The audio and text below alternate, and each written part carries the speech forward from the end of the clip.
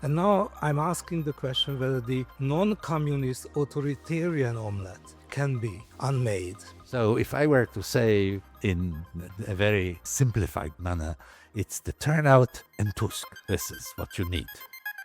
You're listening to the Transformative Podcast brought to you by the Research Center for the History of Transformations at the University of Vienna.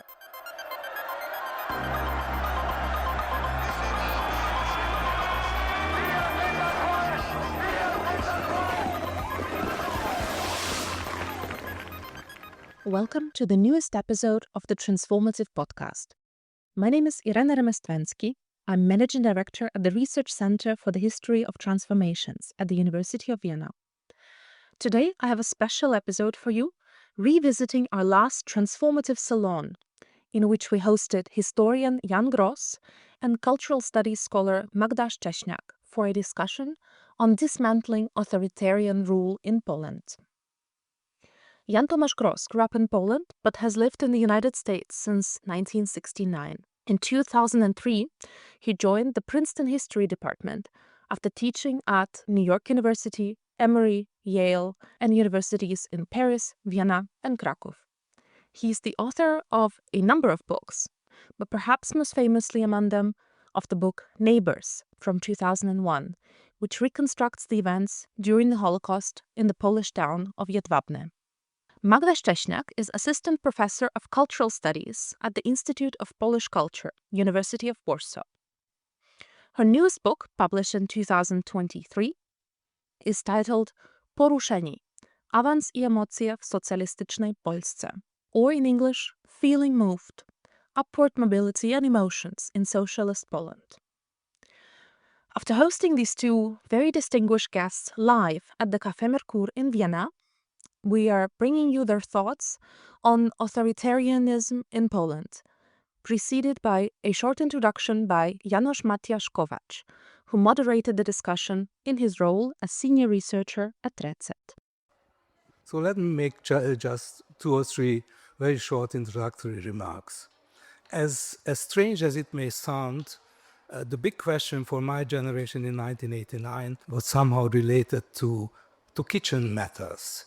We were asking ourselves all the time whether the communist omelette can be unmade. And if you wish, whether the fish soup can be turned back into aquarium. I never thought, not even in my worst dream, that I would ask this question again, 35 years after. And now I'm asking this and asking the question whether the non-communist authoritarian omelette can be unmade. And now we have Poland and we have two distinguished scholars here, and I will torture them with this question, whether they want it or not. Well, we invited them, probably two different persons. I know Jan very well, different generations, an emigre, and let's say a domestic scholar from Poland, if this distinction make any sense today, a social historian, and a cultural studies scholar. So the question is, why did it fail? Why did the peace regime lose the elections? Did the regime implode, or was it defeated? That's an important question because many of you would know that Jan published a book some years ago, many years ago, with Stephen Kotkin about uncivil society. And they were coming up with the implosion hypothesis. Now the question is whether the peace regime imploded or exploded, or I don't know what happened to that. And how can we explain the failure of that regime? Cultural, political, economy. So. And then there is always a penalty to pay when you write something. Somebody reads it and then they call you to account on this. I must say that this is the book, the one with Steve Kotkin, who's a fantastic historian of Stalinism, and an author, as many of you may know, of a biography of Stalin, which is still in the making. He's about to write the third volume of it, but I wasn't terribly happy about the take that essentially he drove as a leading author of this book. If somebody would take it in hand, you will see this is just with my collaboration. I wrote the piece on Poland, but the general thrust of it was his. But implosion or conquest and surrender to some outside forces. It's an interesting story. I'm generally, if one were to think about revolutions, about revolutionary changes, my intuition would be driven essentially by both the great histories of the French Revolution and the Russian Revolution, that the key factor in regime transformation, radical regime transformation, is really implosion. And the same goes for the 30s in Europe. But whether this is the Polish situation of 2023, when peace loses power, the context is different, it seems to me. We, of course, view them, and rightly so, as very ambitious architects of just progressively less and less open and illiberal democracy, so to speak. In other words, a regime where elections were supposed still to decide on. I wouldn't think of it really as a sort of profound revolutionary-like regime change. Both peace and anti-peace forces in Poland came essentially from the same impulse of challenging the communist regimes that collapsed in 1989. All the leading politicians had roots in their activities that were very important in transforming and constructing the post-communist society in Eastern Europe, in Poland in this case.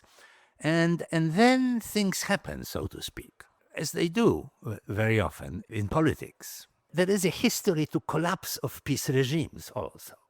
Peace regime already collapsed once in 2007, prior to collapsing in 2023.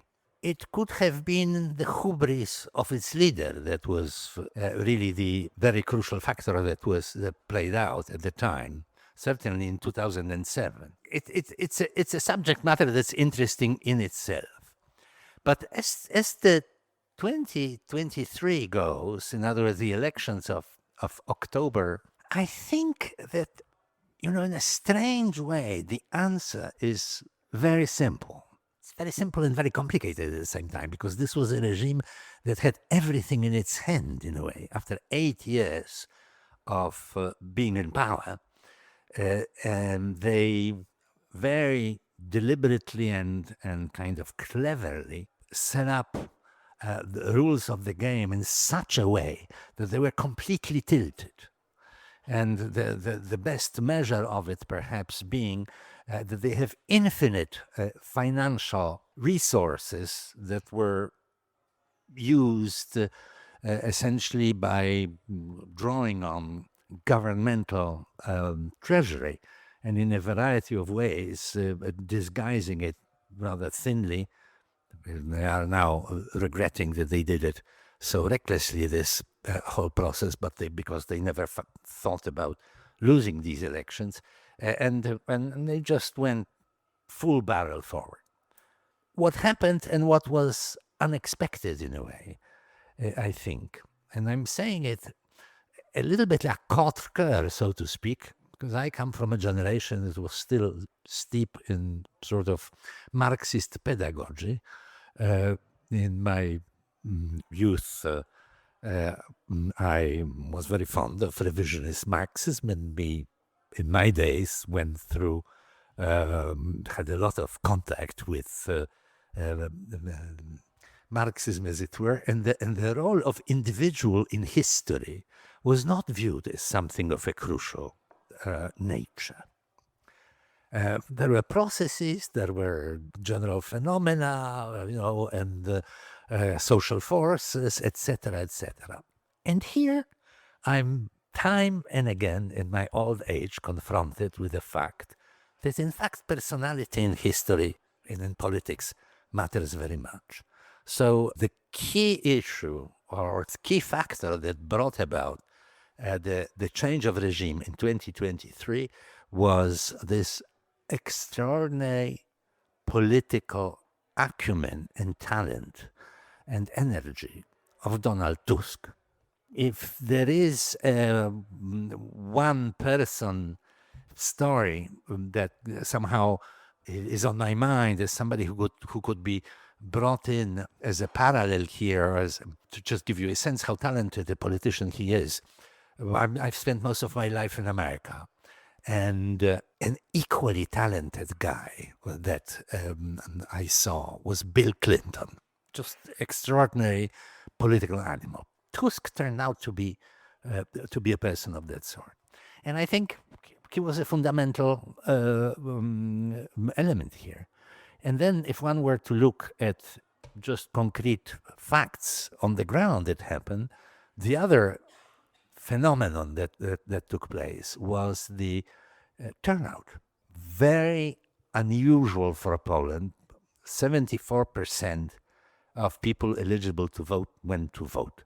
I have a little trepidation, so to speak. This is because Tusk, to a large extent, was able to mobilize them, of course. But he was successful in it. And so if I were to say, János, in just a very kind of simplified manner, it's the turnout and Tusk. This is what you need in Hungary. Yes, the turnout was 10% or more, even I think 12% higher than on June 4th, 1989, where of course we can say that we still were not used to the democratic process actually working. But it always surprises me when I think of 1989 that it was so few people who actually turned out for the elections, right? So maybe before I answer that question, and yes, I think I'll still be in the kind of more Marxist big forces school at this point. I'd like to make one connection between what you began with, so the leaving communism or dismantling communism and its authoritarianism, if you want to use that word, because it's very interesting for me that the difference between when peace came to power in 2005 and when it came to power in 2015 was one of the reasons was that in 2015 they clearly discursively established themselves as a revolutionary force. And one of these very clear narrative lines that they proposed, and not only in terms of discourse, but in terms of politics itself, was that we are the first true agents of post-communist transition. The post-socialist transition was a sham. It didn't happen.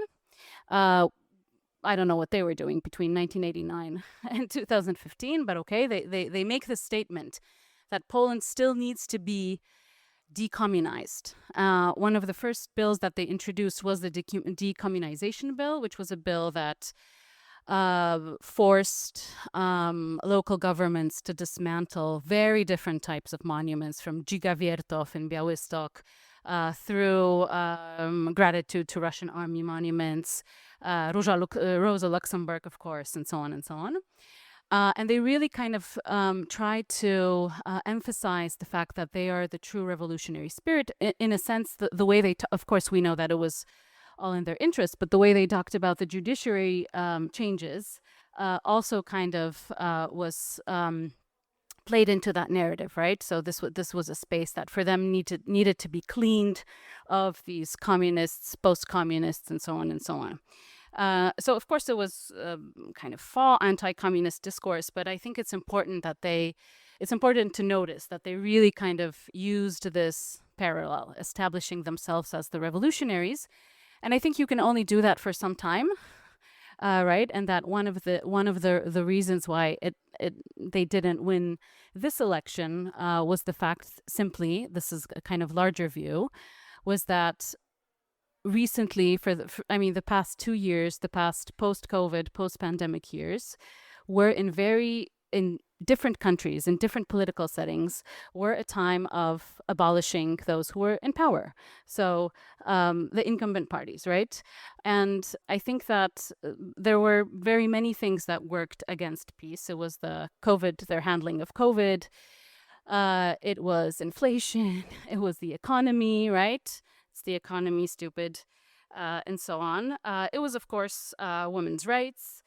So there's really a lot of factors that I think for different groups of voters played a very important role. The women turnout in these elections, and the fact that women's rights groups were perhaps one of the most successful campaigners on the campaign trail, trying to convince people to go out and vote, young women to go out and vote, right? Because this is something that's not very obvious for the young generation, again, globally, not only in Poland.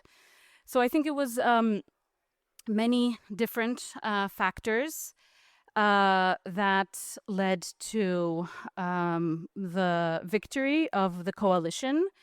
Also, I mean, you mentioned the turnout, but the fact is also that, of course, we can speculate, right? But Donald Tusk's party won also, in a sense, as a part of a coalition, right? It was the party that gained the most amount of votes. I think you have the results. 37% exactly, and then but combined with the other parties, right? So the so-called third way and the New Left, which won 9% of votes. So that enabled them to take over the government and form a coalition. So I think if there is something to be learned from 1989, it's also the fact that I am very cautious, or we should be very cautious, I think, in Poland about repeating this sort of discourse of unity, right? This discourse of society that spoke out against an authoritarian regime, simply because maybe the results weren't razor thin, but they were still pretty thin, right? So this is something I think that discursively wasn't very well played after 1989, and one of the groups that peace appealed to were specifically those groups that perhaps felt left out by the transition project, or didn't feel as being seen, didn't feel as being addressed, and so on.